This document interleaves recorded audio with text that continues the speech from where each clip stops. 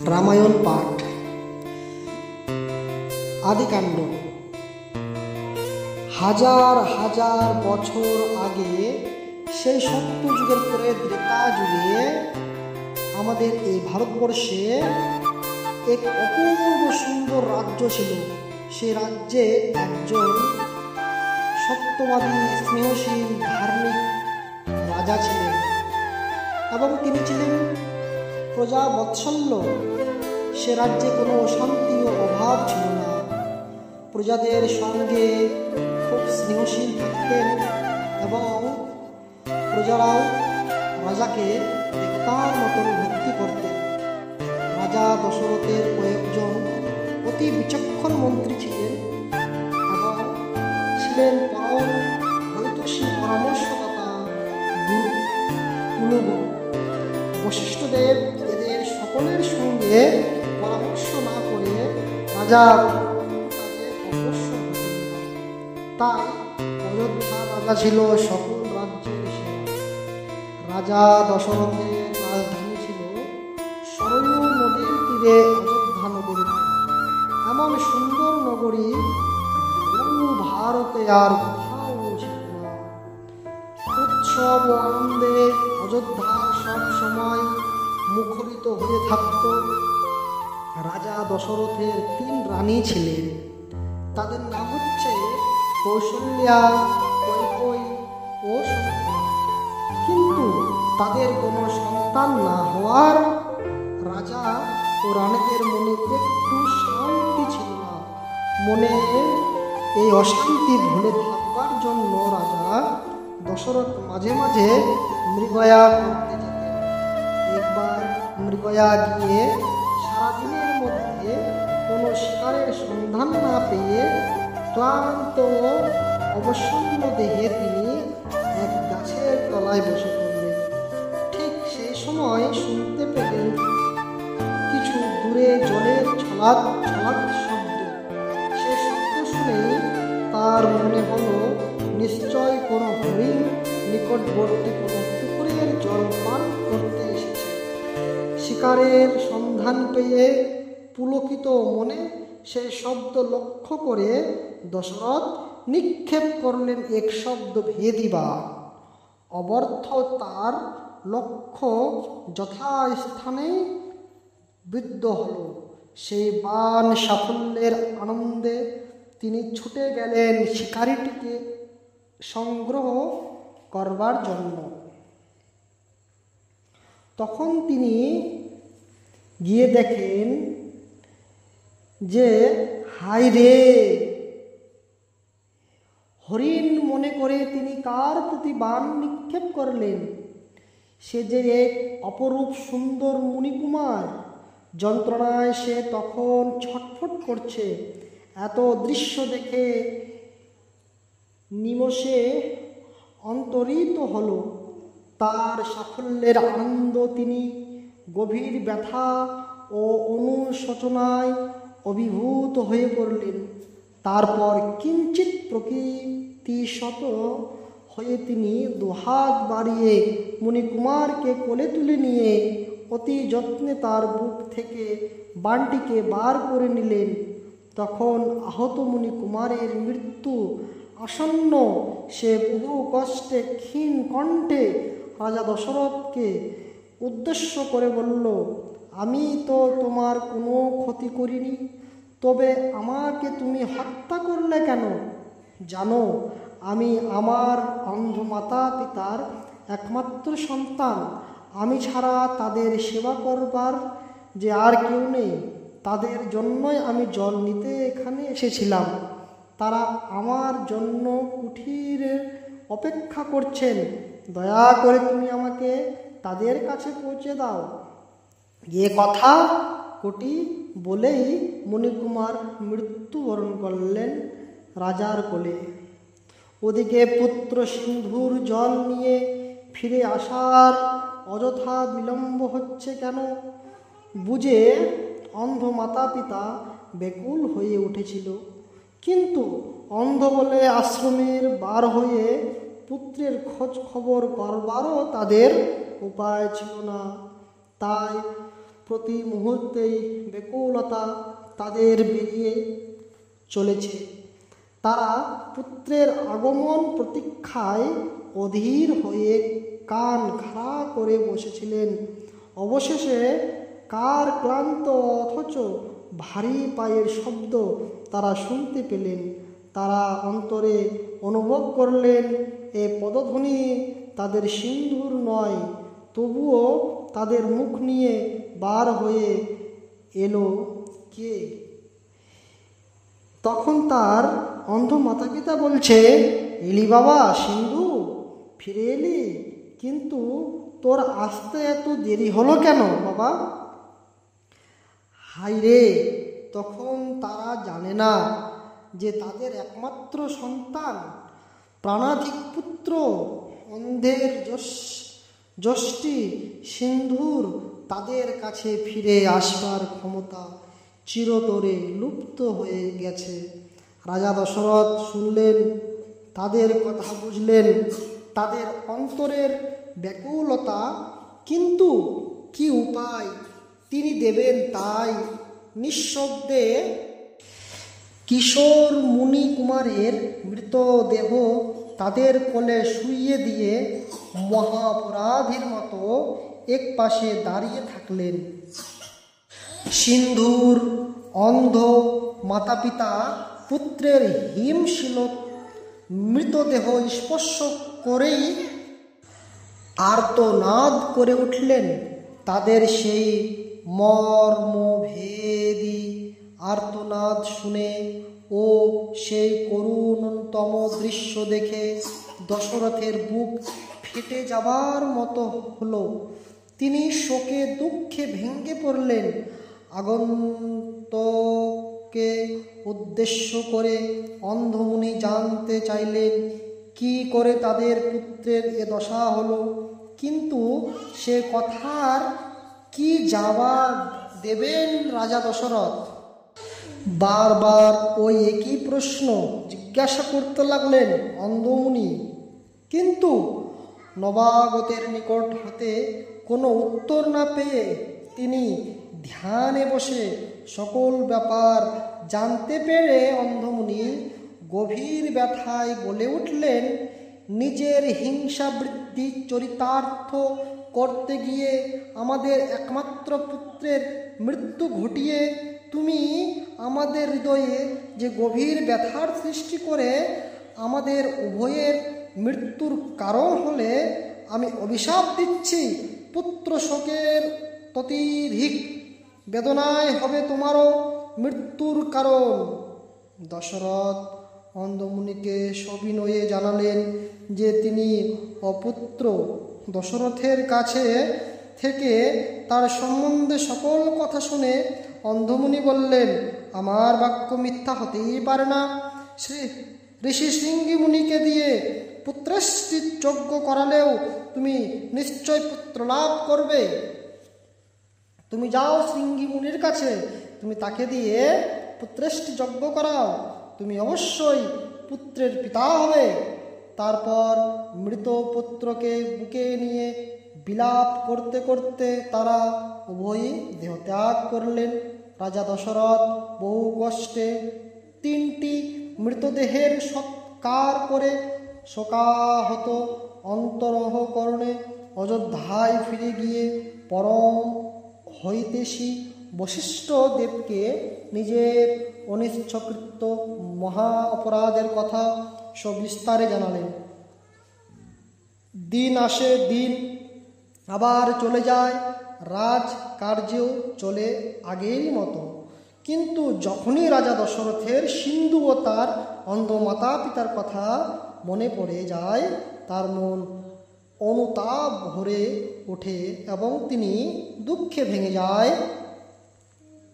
ওই মহাপাপের প্রায়শ্চিত করবার জন্য তার মন ব্যাকুল হয়ে ওঠে, কিন্তু কি উপায় যে তা করা যায় তিনি স্থির করে উঠতে পারে না। সময়ে সময়ে তার ইচ্ছে হয় নিজ হাতে নিজের জীবনটাকে বলি দিয়েই সে মহাপাপের প্রায়শ্চিত করতে, এমনই সময়ে অসুর রাজ শবর স্বর্গরাজ্য জয় করে নিয়ে দেবরাজ ইন্দ্রকে স্বর্গ থেকে বিতাড়িত করে দেওয়ায় ব্রহ্মার আদেশ স্বয়ং ইন্দ্র এসে দশরথকে অনুরোধ করলেন স্বর্গরাজ্য পুনরুদ্ধার করতে তাকে সাহায্য করবার জন্য। দশরথের যদিও সে সময় মানসিক অবস্থা ভালো ছিল না, কারণ তখন তিনি সেই সিন্ধু এবং তার অন্ধ মাতা পিতার সে দৃশ্যে তিনি ব্যাকুল এবং খুব দুঃখগ্রস্ত ছিলেন। দেবরাজের অনুরোধ তিনি আগ্রহ করতে পারলেন না। তিনি গেলেন ইন্দ্রকে সাহায্য করতে। তারপর উভয় পক্ষে দারুণ যুদ্ধ বাঁধল। শেষ পর্যন্ত অসুররাই পরাজিত হয়ে স্বর্গরাজ্য থেকে বিদায় নিতে বাধ্য হলো বটে, কিন্তু রাজা দশরথ অত্যন্ত আহত হয়ে অযোধ্যায় ফিরে এলেন। এই আহত অবস্থা থেকে রানী কৈকেয়ীর সেবা যত্নে আরোগ্য লাভ করে কৈকেয়ীর ওপর অত্যন্ত প্রীত হয়ে তাকে তিনি একটি বর দিতে চাইলেন। আর একবার তিনি এক বিষাক্ত ব্রণের যন্ত্রণায় বিশেষ কাতর হয়ে পড়েছিলেন। রাজবৈদ্য প্রভৃতি সকলেই যখন তার যন্ত্রণা কমাতে অপারগ হলেন, তখন রানী কৈকেয়ী মুখ দিয়ে চুষে সেই ব্রণের বিষ বার করে দেওয়ায় গভীর যন্ত্রণা থেকে মুক্ত হয়ে দশরথ সেবারও রানী কৈকেয়ীকে একটি বর চাইতে অনুরোধ করেছিলেন। কিন্তু কি বর রানী কৈকেয়ী তার কাছ থেকে চাইবেন, অভাব তো তার কিছুরই ছিল না। তাই দুবারের তিনি হেসে বললেন, আচ্ছা, যখন প্রয়োজন হবে তখন আমি বর চেয়ে নেব। রাজা দশরথ তার কথার জবাবে বলেছিলেন, বেশ, তবে তাই নেও।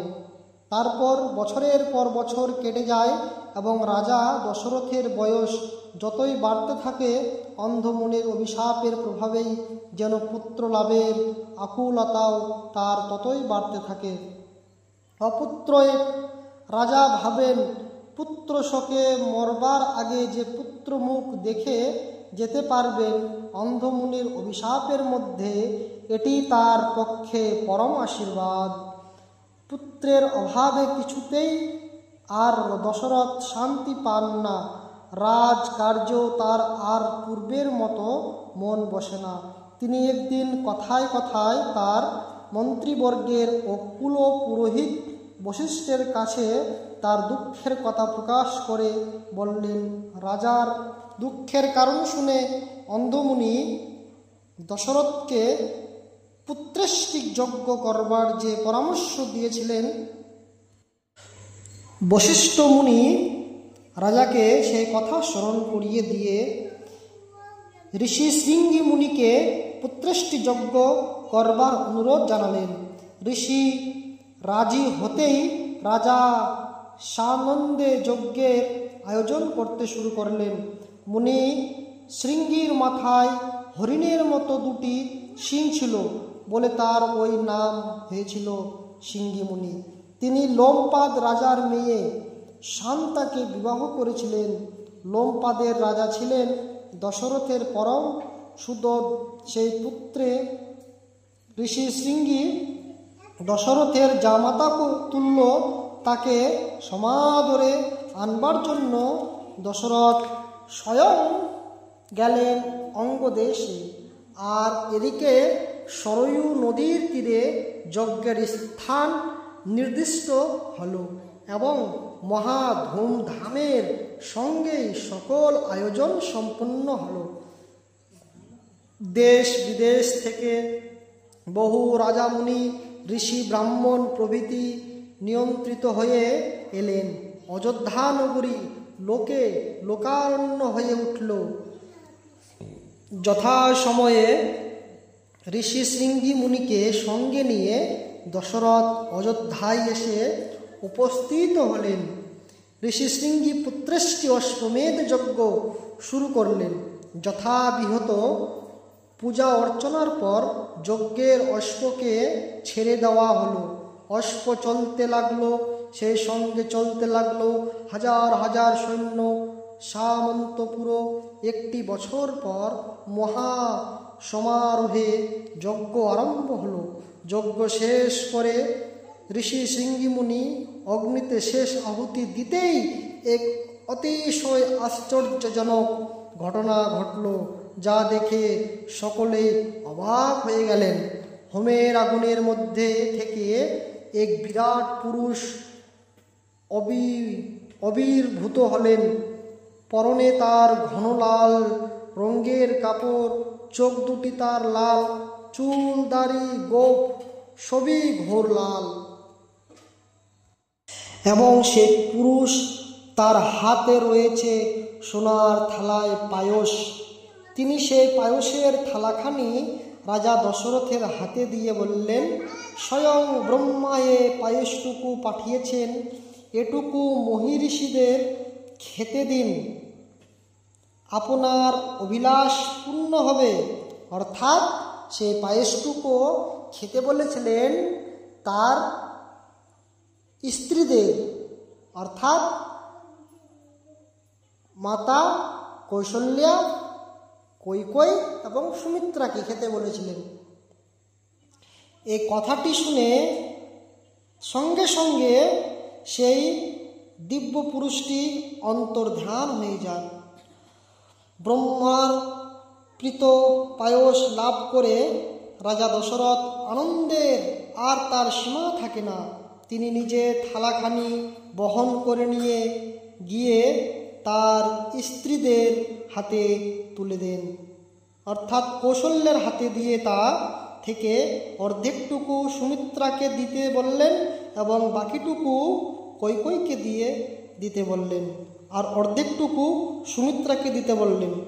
3 রানী ভক্তি ভরে পায়েসটুকু খেয়ে ব্রহ্মার উদ্দেশ্য কোটি কোটি প্রণাম জানালেন। তারপর থেকে অধীর আগ্রহে শুরু হলো সেই অনাগত শুভ দিনের প্রতীক্ষা। এক এক করে দিন যায়। এইভাবে 10 মাস পরে এলো চৈত্র মাস। এই চৈত্র মাসের শুভ নবমী তিথিতে অযোধ্যার রাজপুরী মুখরিত হয়ে উঠল।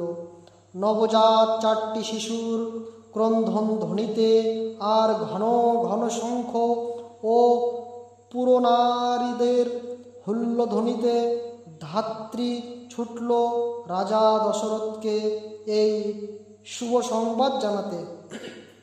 ধাত্রীর কাছ থেকেই রাজা জানলেন রানী কৌশল্যা একটি রানী, কৈকেয়ী আরেকটি রানী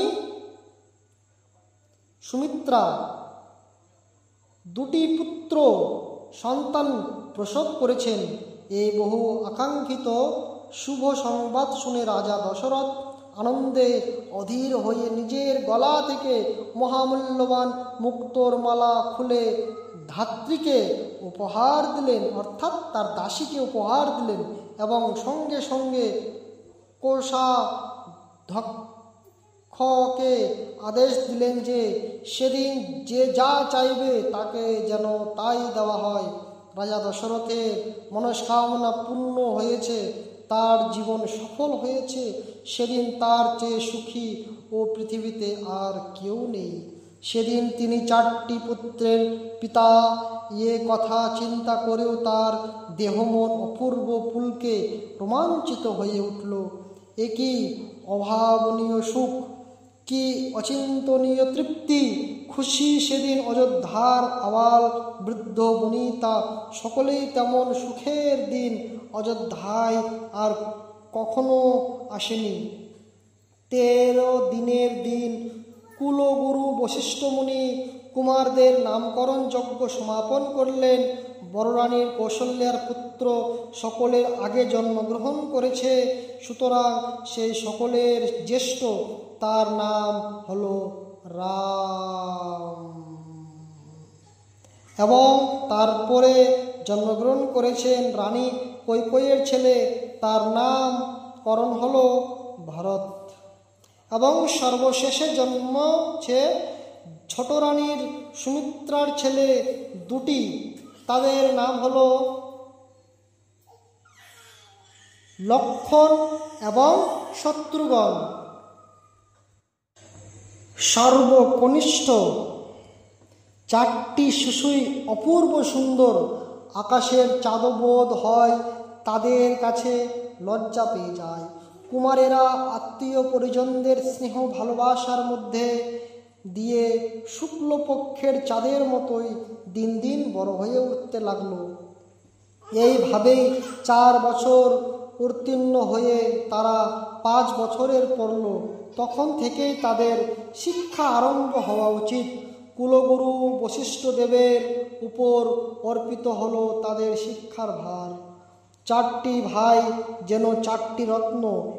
এমন ছাত্র পেয়ে গুরুর আনন্দের আর সীমা থাকল না। তিনি সযত্ন তাদের শিক্ষা দিতে উৎসাহী হয়ে উঠলেন এবং কুমারেরও পরম উৎসাহে নানা শিক্ষায় শিক্ষিত হয়ে উঠতে লাগল। কোনো বিষয়ই তাদের একবারের বেশি দুবার শিখাবার প্রয়োজন হতো না। 4 ভাইয়ের মধ্যে আবার শ্রীরামচন্দ্র সকলের শ্রেষ্ঠ। রাজকুমারদের শিক্ষা শুধু পুঁথিগত বিদ্যা আয়ত্ত করলেই সমাপ্ত হয় না, যুদ্ধবিদ্যাও তাদের অবশ্য শিক্ষণীয়। যুদ্ধবিদ্যাও তারা চমৎকার শিখলেন এবং অচিরেই সর্ব বিষয়ে পারদর্শী হয়ে উঠলেন এবং কুমারদের বিদ্যা বুদ্ধি ও গুণের কথা চারিদিকে ছড়িয়ে পড়তে আর দেরি হলো না। অপবনের মুনি ঋষিদের কাছেও সে খবর গিয়ে পৌঁছালো। রাজা দশরথেরও রানীদের দিন বেশ সুখে ও শান্তিতে কেটে যাচ্ছিল। কিন্তু একদিন হঠাৎ বিশ্বমিত্র মুনি রাজসভায় এসে হাজির হলেন। বিশ্বমিত্র মুনি ছিলেন বড়ই এক রোখা ও বদরাগী, খুব রাগী। তাকে বিশেষ ভয় করতেন এমন লোক সেকালে একজনও ছিলেন না। বিশ্বমিত্রের আগমনে রাজা দশরথ বিশেষ শক্তিত হয়ে উঠলেন ও তার আদর অভ্যর্থনার যাতে কোনো ত্রুটি না হয় এবং যেন বিশ্বমিত্র মুনি সে যেন ক্রোধিত না হয়, তার জন্য তার সে বিষয়ে খুব সচেতন ছিলেন রাজা দশরথ এবং সকলকে উপদেশ দিলেন। তারপর এক সময় রাজা দশরথ তাকে অতি বিনতভাবে বললেন, মুনিবর, আমার রাজ্যে আপনার পদধূলির পরায় আমি নিজেকে অত্যন্ত ভাগ্যবান মনে করছি। এখন আদেশ করুন, আমি আপনার কোন কাজে লাগতে পারি। বিশ্বমিত্র দশরথের বিনয় বচনে তুষ্ট হয়ে বলতে শুরু করলেন, মহারাজ, আমি অত্যন্ত বিপন্ন হয়ে আজ আপনার শরণাপন্ন হয়েছি। তপবনে আমরা কেউ কোনো যজ্ঞ আরম্ভ করলেই রাক্ষসেরা এমন উপদ্রব করে যে তা বলার নয়। রাক্ষসদের অত্যাচারের আমরা কোনো যজ্ঞেই সমাধা করতে পারি না।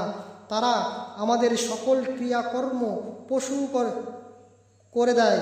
রাক্ষসদের মধ্যে মরীচি আর সুবাহু নামে রাক্ষস দুটি সবচেয়ে শক্তিশালী, আর ওই দুইজনই উৎপাত করে সবচেয়ে বেশি। আমি জেনেছি মহারাজ, আপনার জ্যেষ্ঠ পুত্র রামচন্দ্র অতি বীর। ওই 2 রাক্ষসদের বধ করবার জন্য যদি কিছুদিনের জন্য তাকে আমাদের সঙ্গে তপবনে পাঠান তাহলে বিশেষ উপকৃত হই। বলুন মহারাজ, আপনি আমার এই সামান্য অভিলাষ কি পূর্ণ করবেন? বিশ্বমিত্রের মুনির কথা শুনে রাজা দশরথের মনে অবস্থা যা হলো তা আর ভাষায় প্রকাশ করা যায় না। যে রামচন্দ্রকে তিনি নিজের চেয়েও 100 গুণ বেশি ভালোবাসেন এবং যে রামচন্দ্র তার চোখের আড়াল হলেও তিনি চোখে অন্ধকার দেখেন, ওই অস্থির হয়ে ওঠেন। সেই কিশোর রামচন্দ্রকে কি ভীষণ রাক্ষসদের সঙ্গে যুদ্ধ করবার জন্য যেতে দিতে পারা যায়? রাজা দশরথ নিজে গিয়ে রাক্ষসদের বধ করবার ইচ্ছা প্রকাশ করেন। সঙ্গে নিয়ে যেতে রাজা বললেন। রাজ্যের সমস্ত সৈন্য শেষ পর্যন্ত রামচন্দ্রকে ছাড়া অন্য 3 জনকে তিনি পাঠাতে রাজি হলেন। কিন্তু বিশ্বমিত্রের শুধু রামচন্দ্রকেই চাই এইভাবে বললেন রাজা দশরথকে। শেষ পর্যন্ত রামচন্দ্রকে পাঠাতে রাজি হতে হলো রাজা দশরথকে। তাছাড়া তার আর উপায় বা কি ছিল? বিশ্বমিত্রের অসাধ্য তো কিছুই ছিল না, সব ধ্বংস করে দিতে পারতেন তিনি। রামচন্দ্র তীর ধনুককে নিয়ে প্রস্তুত হয়ে এলেন বিশ্বমিত্রের সঙ্গে যাওয়ার জন্য। তার পিছু পিছু লক্ষ্মণও প্রস্তুত হয়ে এলেন ধনুর্বাণ সঙ্গে নিয়ে। লক্ষ্মণ কি আর দাদাকে ছেড়ে থাকতে পারে? গুরুজনদের প্রণাম করে বিশ্বমিত্রের সঙ্গে 2 ভাই যাত্রা করলেন। অযোধ্যার প্রতিটি নরনারী অস্থির হয়ে উঠল। সর্বোপরি রাজা দশরথ ও তার রানীদের অবস্থা যে কি হলো তা আর ভাষায় বর্ণনা করা যায় না। ওইদিকে তখন বিশ্বমিত্র রাম ও লক্ষ্মণকে সঙ্গে নিয়ে ক্রমাগত এগিয়ে চললেন। চলতে চলতে এক সময় তারা সরয়ূ নদীর তীরে এসে উপস্থিত হলেন। সরয়ূ নদীর জলে 2 ভাই স্নান সেরে এলে বিশ্বমিত্র মুনি তাদের বলা ও অতি বলা নামক 2টি অদ্ভুত বিদ্যা শিখিয়ে দিলেন। ওই বিদ্যা 2টি জানা থাকলে ক্ষুধা তৃষ্ণা ও পথ চলার কোনো কষ্ট বোধ হয় না এবং দৈহিক বল বহু পরিমাণে বেড়ে যায়। সরয়ূ নদীর পারে এক গভীর বন। এই বনেই থাকত মরীচি ও সুবাহু, রাক্ষসদের মা তারকা রাক্ষসী। তারকার চেয়ে ভয়াবহ ও হিংস্র প্রাণী সেখানে আর দ্বিতীয়টি ছিল না। তার দেহে 1000 হাতির বল। তারকার নাম বনের প্রতিটি প্রাণী ভয়ে কেঁপে উঠত। এই বনের মধ্যে দিয়ে যেতে যেতে তারকার সঙ্গে রাম লক্ষ্মণের দেখা হলো। রাম লক্ষ্মণকে দেখেই তাদের কচি কমল মাংস খাওয়ার লোভ বিকট এক হা করে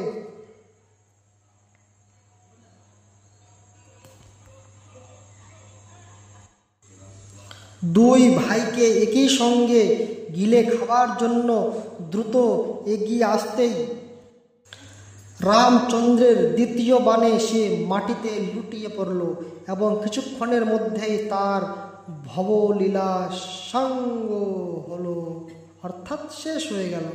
তারকা বধ পালা সঙ্গ করে বিশ্বমিত্রের সঙ্গে তারা আবার পথ চলা শুরু করলেন। দীর্ঘ পথ চলার বিরাম নেই। এইভাবে চলতে চলতে এক সময় পূর্বের সূর্য পশ্চিমে হেলে পড়ল। ধীরে ধীরে অন্ধকার ঘনিয়ে এলো। অন্ধকারের আর পথ চলা যায় না। তাই সেদিনের মতো সেখানেই পথ চলা তাদের সাঙ্গ করতে হলো। পরদিন অতি প্রতুষ্ট স্নেহানি সমাপন করে আবার শুরু হলো পথ চলা। পথ পথ আর পথ, পথের যেন আর শেষ নেই। কিন্তু পথেরও একদিন শেষ হলো। তারা 3 জন উপস্থিত হলেন তপবনে। তপবনে আরও বহু মুনি ঋষি ছিলেন। তারা প্রত্যেককেই রাম লক্ষ্মণকে তাদের মাঝে পেয়ে বিশেষ আনন্দিত হলেন। পরের দিন রাম লক্ষ্মণকে প্রহরী রেখে বিশ্বমিত্র আবার যজ্ঞ আরম্ভ করলেন। এদিকে রাম লক্ষ্মণের হাতে তারকার মৃত্যু হয়েছে জেনে মরীচি ও সুবাহু রাগে অগ্নিশর্মা হয়ে রাম লক্ষ্মণকে হত্যা করে তাদের মাতৃহত্যার প্রতিশোধ গ্রহণ করবে বলে অপেক্ষা করেছিল। রাম লক্ষ্মণকে প্রহরী রেখে বিশ্বমিত্র আবার যজ্ঞ শুরু করলেন। জেনেই 1000 1000 ভীমাকৃতি রাক্ষস সঙ্গে নিয়ে তারা মার করতে করতে এগিয়ে এসে ভারী ভারী পাথর ছুঁড়ে ছুঁড়ে রাম লক্ষ্মণকে মারার চেষ্টা করল। কিন্তু তারা 2 ভাই একটুও ভয় না পেয়ে পাহাড়ের ন্যায় দৃঢ়ভাবে দাঁড়িয়ে থেকে বাণে বাণে শত্রুদের অতিষ্ঠ করে তুললেন। রাম লক্ষ্মণের বাণে হাজার হাজার রাক্ষস মরতে লাগলো। মরীচি ছিল মহাবীর, রামচন্দ্র তাকে বাণের আঘাত অজ্ঞান করে ফেলে দিলেন সমুদ্রের জলে। সে কিন্তু প্রাণে মরল না। তবে তার ভাই সুবাহুকে বধ করতে তাদের বিশেষ বেগ পেতে হলো না। সুবাহু নিহত হতেই তখনও যারা প্রাণ বেঁচেছিল তারা প্রাণ ভয়ে ছুটে পালাবার চেষ্টা করেও সফল হতে পারেনি। রাম ও লক্ষ্মণের বাণে তারা সবাই মারা পড়ল। তপবন হলো নিষ্কণ্ঠ। তারপর নির্বিঘ্নে যজ্ঞ সমাপন করে উঠে বিশ্বমিত্র ও অন্যান্য মুনিরা পরমপ্রীতি ভয়ে দুই ভাইকে আলিঙ্গন করে তাদের ভূয়সী প্রশংসা ও আন্তরিক আশীর্বাদ করলেন। সেই সময় মিথিলার রাজা রাজর্ষি জনক মিথিলায় এক বিরাট যজ্ঞ আরম্ভ করলেন। সেই যজ্ঞে অংশগ্রহণ করবার জন্য বিশ্বমিত্র রাম লক্ষ্মণকে সঙ্গে নিয়ে পরের দিন মিথিলার উদ্দেশ্যে যাত্রা করলেন। আবার আরম্ভ হলো পথ চলা। সন্ধ্যার সময় তারা এক নদীর তীরে উপস্থিত হলেন। সে নদীতে সে রাত্র অতিবাহিত করে পরের দিন ভোরের আবার যাত্রা শুরু হলো। এইভাবে পথে 3 রাত্রি কাটিয়ে চতুর্দিন যাত্রার আরম্ভ করার কিছু পরে দূর থেকে তারা মিথিলা নগরীর সদ্য শ্রেণীর চূড়া দেখতে পেলেন। তার পরম ক্রমে আরও কিছু দূর অগ্রসর হয়ে পথি পার্শ্বে এক জীর্ণ ও পরিত্যক্ত আশ্রম দেখতে পেয়ে রামচন্দ্র বিশ্বমিত্রের কাছে জানতে চাইলেন, এটি কি কোনো মুনির আশ্রম ছিল? রামচন্দ্রের কথায় একটি দীর্ঘ নিঃশ্বাস ফেলে বিশ্বমিত্র উত্তর দিলেন, এ গৌতম মুনির আশ্রম। কিন্তু তিনি এখন এ আশ্রমে ত্যাগ করে কৈলাস পর্বতে গিয়ে সাধনায় মগ্ন আছেন।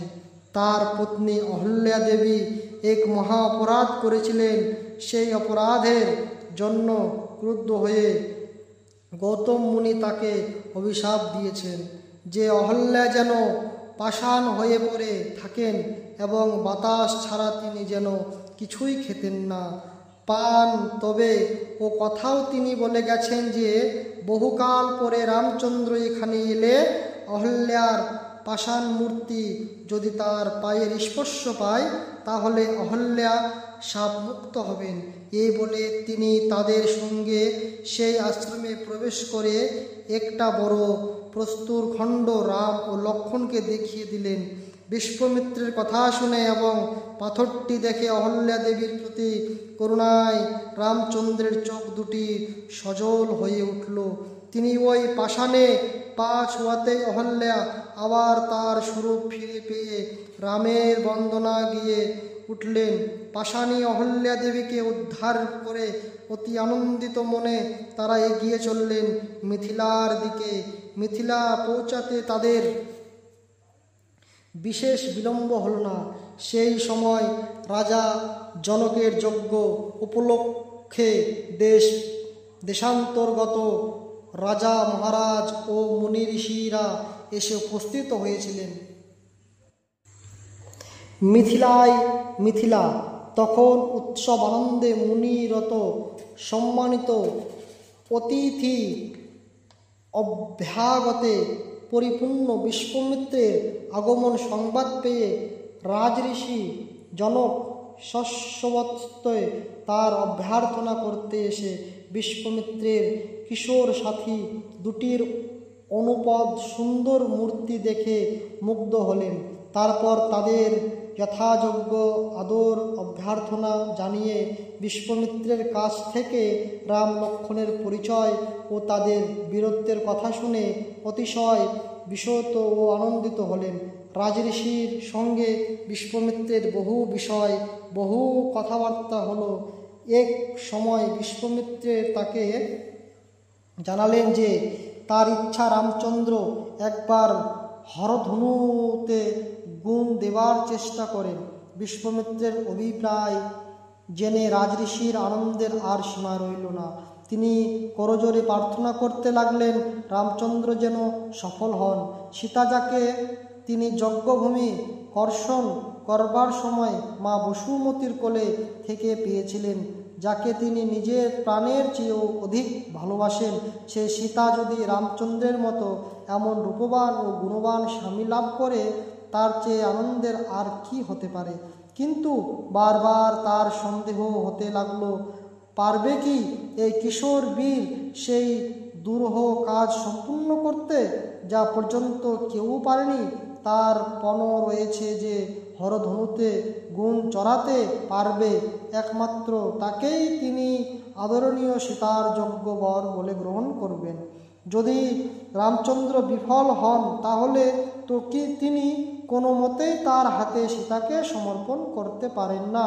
তাই তিনি বারবার প্রার্থনা করতে লাগলেন, রামচন্দ্র যেন হরধনুতে গুণ চড়াতে সমর্থ হন। বিশ্বমিত্রের আদেশ মতো এক সময় সেই হরধনু বাইরে বার করা হলো। অযোধ্যার যুবরাজ রামচন্দ্র হরধনু গুণ চড়াবেন, এ সংবাদ মিথিলার সর্বত্র ছড়িয়ে পড়তে বিলম্ব হলো না। দেখতে দেখতে রাজপুরী লোকারণ্য হয়ে গেল। এক সময় বিশ্বমিত্রের অনুরোধ রামচন্দ্র পরীক্ষা দেবার জন্য উঠে দাঁড়ালেন। তিনি বিশ্বমিত্রের ও জনককে ভক্তি ভরে প্রণাম করে এবং সমাগত জনতার উদ্দেশ্য নমস্কার জানিয়ে মাতা পিতার চরণ ধ্যান করতে করতে অগ্রসর হলেন। যে ধনুর শুধু যা সংযোগ্য করতেই কত রথী মহারথী বিফল হয়েছেন, অনায়াসেই তিনি সে ধনু জংসগ করলেন এবং দেহের সমস্ত জ্বরটুকু দিয়ে ধনুতে গুণ টানাতে মরমর করে হরধনু দ্বিখণ্ডিত হয়ে গেল। অমনি জনতার সর্বত্র আনন্দ অভিনন্দন ধ্বনি ও করতালিতে মিথিলার আকাশ বাতাস ভরে গেল। এদিকে ছড়িয়ে গেল কিশোর বীরের অপূর্ব কৃতিত্বের কথা। রামচন্দ্রের সাফল্য রাজঋষির চোখ দিয়ে আনন্দাশ্রু গড়িয়ে পড়ল। তিনি নিশ্চিত হলেন সীতাকে রামচন্দ্রের হাতে সমর্পণ করতে পারবেন বলে আনন্দের প্রথম ইচ্ছ্বাস প্রশমিত হলে একটি করুণ সুর কিন্তু মিথিলা বাসীদের মধ্যে বেজে উঠল, শুধু এই কথাটি উপলব্ধ করে যে সীতাকে এবার তাদের ছাড়তে হবে।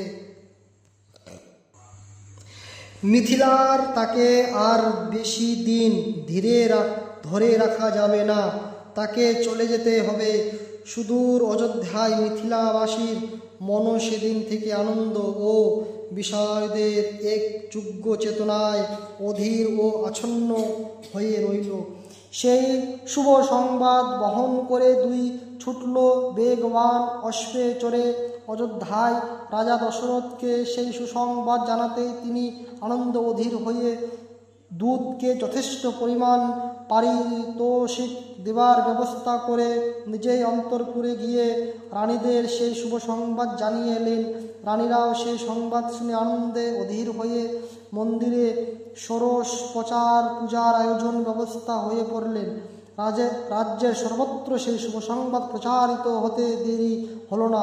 রাম লক্ষ্মণ শূন্য ও অযোধ্যা বিষাদে নিমগ্ন হয়ে গেছিল। সেই অযোধ্যায় আবার আনন্দ কলরবে মুখর হয়ে উঠল। চলো চলো চলো চলো মিথিলায় চলো, এই একটি বাক্যই সেদিন সবার মুখে। শুভদিন ও শুভক্ষণ দেখে বশিষ্ঠদেব, ভরত, শত্রুগণ, মন্ত্রীবর্গ ও সভা সদরের সঙ্গে নিয়ে রাজা দশরথ মিথিলার উদ্দেশ্য যাত্রা করলেন। আর তাদের অনুগমন করে চলতে লাগল। শত শত প্রজা যথা সময়ে তারা মিথিলায় উপস্থিত হলেন। তাদের অথোচিত আদর আপ্যায়ন জানালেন। রাজঋষি জনক আনন্দ কোলাহলে উলধ্বনি ও সানাইয়ের বিচিত্র রাগিণীতে মুখরিত হয়ে উঠল মিথিলা। তারপর এক পরম শুভলগ্নে রাজা দশরথের অনুমতিক্রমে রাজঋষি তার পরম আদরের অনুপমা কন্যাসম সীতাকে সমর্পণ করলেন।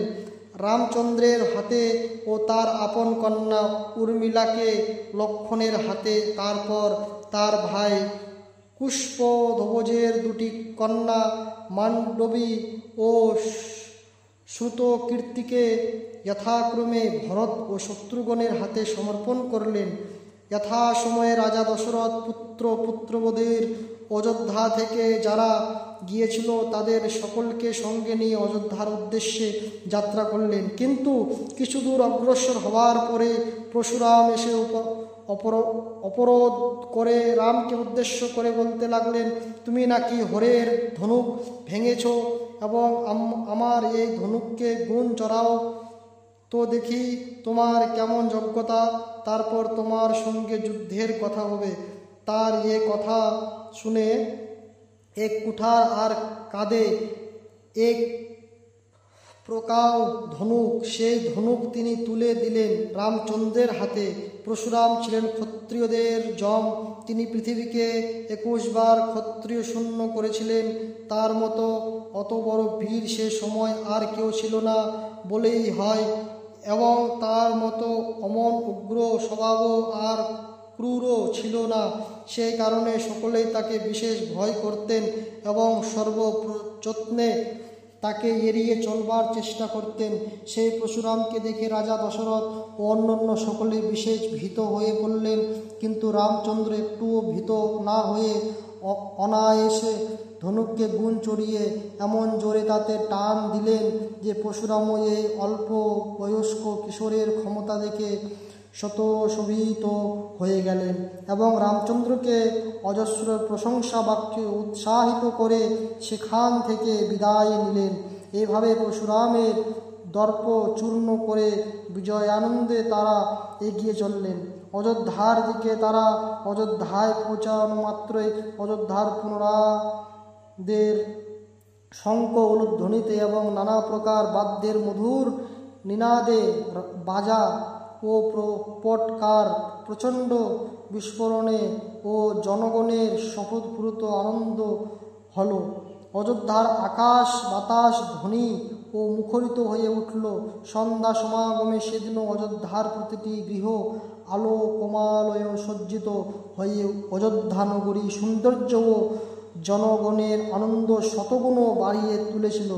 সেদিন রাজবাড়ির বৃহৎ প্রাঙ্গণে যে পর্বত প্রমাণ শতপীকৃত বহু প্রকার খাদ্য সামগ্রীর আয়োজন হয়েছিল, তাতে অযোধ্যার আর কোনো গৃহেই কয়েক দিন জন্য রন্ধন কার্যের প্রয়োজন পড়েনি।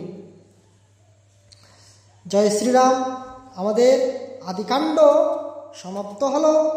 তো সকলে কমেন্টে লিখবেন জয় শ্রীরাম এবং তারপরে আমরা নিয়ে আসব অযোধ্যাকাণ্ড। তো সম্পূর্ণ রামায়ণ পাঠ শ্রবণ করার জন্য অবশ্যই চ্যানেলটিকে সাবস্ক্রাইব করবেন, ভিডিওটিকে শেয়ার করবেন, যেন সকলেই এই পবিত্র রাম নাম এবং ভগবান শ্রীরামচন্দ্রের এই রামকথা শুনতে পারেন।